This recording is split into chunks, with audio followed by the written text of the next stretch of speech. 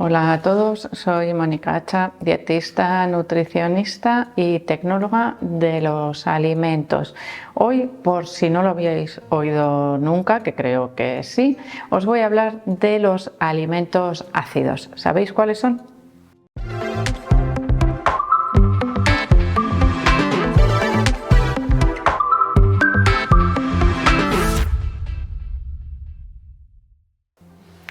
Cuando oímos hablar de alimentos ácidos, lo primero que nos viene a la cabeza son aquellos que tienen un sabor más ácido, como por ejemplo los cítricos. Y no, eso no son los alimentos ácidos respecto a nuestro metabolismo. En realidad os he hecho una pregunta un poco trampa. Realmente lo que estoy hablando es de alimentos acidificantes, es decir, que son capaces de alterar en cierto modo la producción de algunas sustancias en mi organismo e incluso de cambiar el pH, por ejemplo, detectable en la orina. Hay algunas personas que dicen que esto es imposible, cambiar el pH del cuerpo, porque siempre trata de mantenerse en equilibrio por mecanismos de homeostasis y hasta cierto punto podemos pensar que es cierto, es verdad. Nuestro cuerpo trata de evitar cualquier cambio en el pH de la sangre. ¿Cómo? Trasladando esos cambios a la orina, algo que sí cambia su pH con cierta facilidad, y pHs más ácidos se suelen asociar a peores estados de salud que pHs más básicos, que generalmente se asocian a un mejor estado de salud. ¿Qué es lo que cambia o altera ese pH de nuestra orina?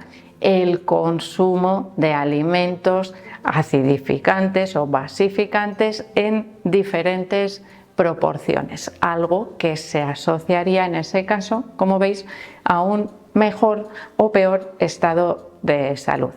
Como todo en la alimentación, ya sabéis que no hay una regla que diga si comes el 50% de alimentos de este tipo vas a estar enfermo. No, porque cada uno de nosotros reacciona de una manera diferente. Pero evidentemente tenemos que conocer cosas que pueden pasar en nuestro organismo cuando consumimos algunos alimentos. Esto nos puede llevar a adaptar de manera adecuada el consumo de alimentos para mejorar nuestro estado de salud.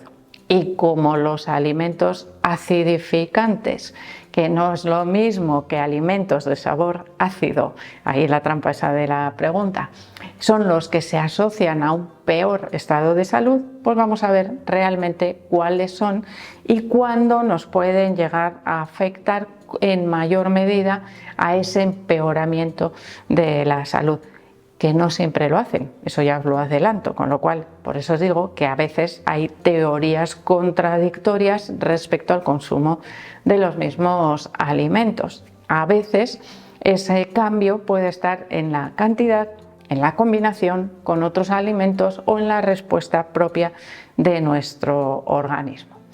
En primer lugar, dentro de los alimentos acidificantes tenemos que hablar del consumo de alimentos de proteína animal. Especialmente la carne roja se suele asociar a un menor en este caso, porque más ácido es un número inferior, a un menor pH en la orina, y en este caso un consumo muy abundante y exclusivo de carnes rojas podría asociarse también a un pH más bajo, es decir, estos alimentos generan sustancias que tienen un efecto acidificante en nuestro organismo y que cuando están en exceso mi cuerpo trata de eliminarlas con la mayor eficacia posible para evitar que alteren mi estado de salud.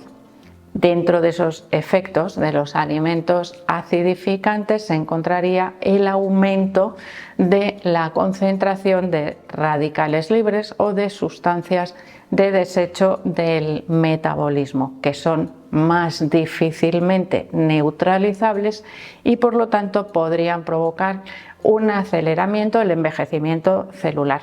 Envejecimiento celular que se asocia muchas veces a un peor funcionamiento de las células, lo que podríamos asociar, por ejemplo, a cierto grado de resistencia a la insulina.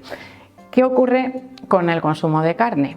Que como no contiene carbohidratos, realmente no tendría el mismo efecto en esa posible aparición de la resistencia a la insulina. Por eso digo que todo es relativo y no podemos generalizar con el consumo de un único alimento como responsable de diferentes problemas de salud.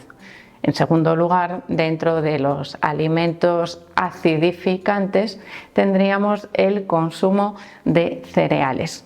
El consumo de cereales, especialmente cereales refinados, hace disminuir el pH, es decir, acidifica el medio, nuestro organismo, con lo cual nos hace más proclives o más propensos a poder sufrir alteraciones en el funcionamiento de las células. Pero claro, tanto las proteínas son necesarias, los carbohidratos o el consumo de cereales formarían parte dentro de una alimentación saludable, evitando las harinas refinadas, que además tienen otro componente negativo, que sería que están presentes en alimentos generalmente procesados o ultraprocesados, y en este caso pues ya veis que son completamente diferentes. Uno es prácticamente 100% carbohidratos, el otro es prácticamente 100% considerado proteína, aunque también contiene cierta cantidad de grasas. En siguiente lugar, dentro de esos alimentos acidificantes tendríamos los lácteos, la leche y cualquier derivado lácteo. Y aquí diréis, y aquí sí hay un alimento que coincide en sabor con esa posible acidificación. Pues casualmente el yogur, dentro de todos los lácteos, podríamos decir que es el que tiene más sabor ácido y el que menos efecto acidificante tiene para nuestro organismo, sino que muchas veces es el efecto contrario, nos ayuda a contrarrestar en parte ese efecto acidificante que pueden contener otros alimentos, sobre todo cuando los combinamos dentro de nuestro menú diario semanal.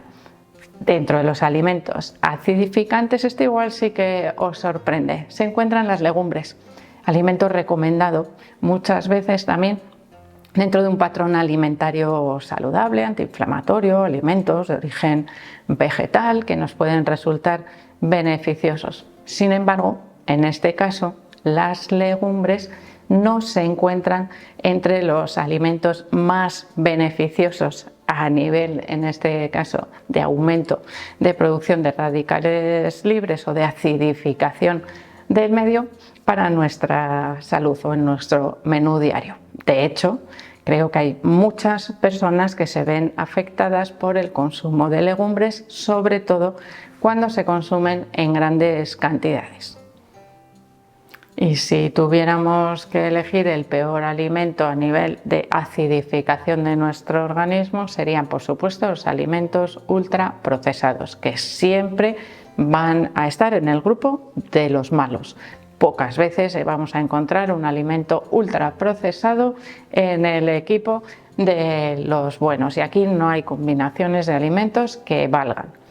El efecto de estos alimentos acidificantes se contrarresta con un consumo abundante de alimentos basificantes. Por eso os digo que comer carne, lácteos, legumbres o cereales no tiene por qué generar efectos negativos para nuestra salud si nuestro consumo de frutas y verduras es abundante, ya que son los principales alimentos basificantes, a pesar de que tengan sabor ácido. El sabor más ácido que os podáis imaginar, el limón, es uno de los alimentos más basificantes para nuestro organismo. Por lo tanto, podemos utilizarlo a nuestro favor muchas veces cuando estamos teniendo igual un consumo muy abundante de aquellos alimentos que nos pueden someter a un poco más de estrés metabólico por ese efecto acidificante.